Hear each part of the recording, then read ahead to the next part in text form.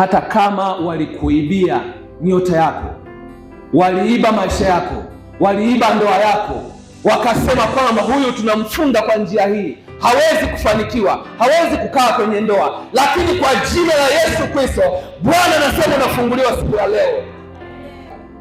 Wamejua kabisa tumemmaliza, wamejua kabisa huyu kwisha habari yake, lakini tambua ya kwamba siku ya leo Bwana amekuja kurejesha kitu chako. Bwana anakuja kukurejeshea mali yako, amekuja kukurejeshea amani ya ndoa yako, amekuja kukurejeshea uchumi wako kae sawa, amekuja kukurejeshea mambo yako yaende vizuri.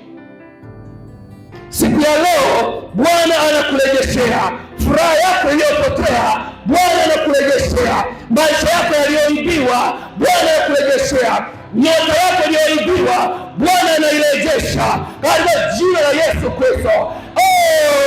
Kuna wengine wamesema ya kwamba hata hiyo mimba hautajifungua, wamekufunga, lakini nakwambia kwamba hivyo vifungo walivyovifunga hawataweza kwa jina la Yesu Kristo. Utajifungua salama na mtoto atakuwa vizuri na atakuwa vizuri kwa jina la Yesu.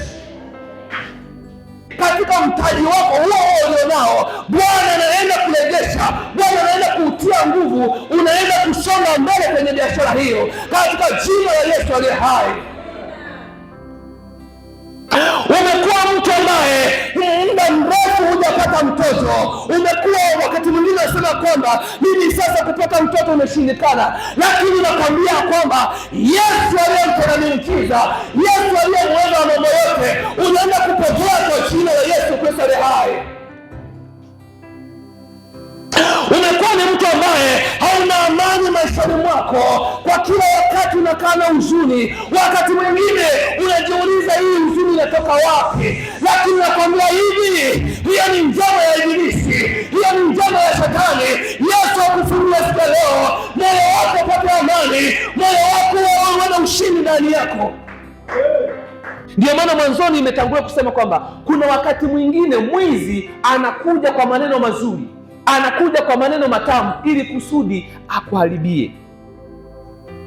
Ndivyo ilivyokuwa katika mwanzo.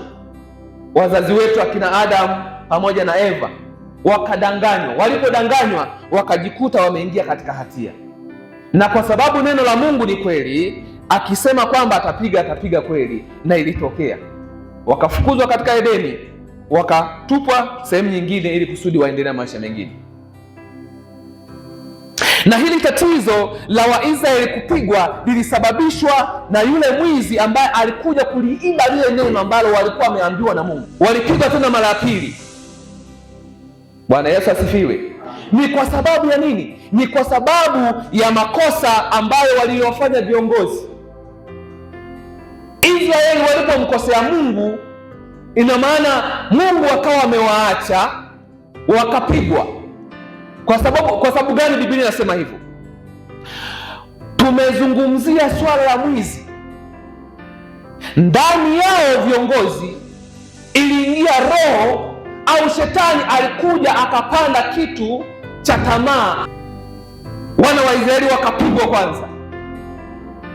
Watu walikufa wengi, maelfu wakafa. Ukisoma ile Samueli wa kwanza sura ya 4 pale unasoma kwamba wana wa Eli walikufa.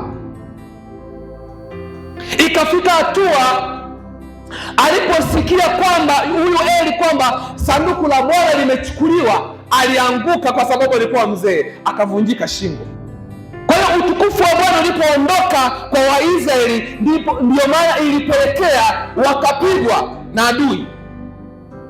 Angalia, wakati ule ulikuwa umesimama katika imani, mambo yako yalikuwa yanaenda sawa sawa, lakini imefika hatua umezembea katika maombi, umezembea katika kusoma neno, lakini ulipozembea sasa, Ibilisi akapata mwanya, akakupiga, akaiba neno ndani yako, akaiba kitu chako cha thamani ndani yako, imekupelekea sasa hivi unahangaika.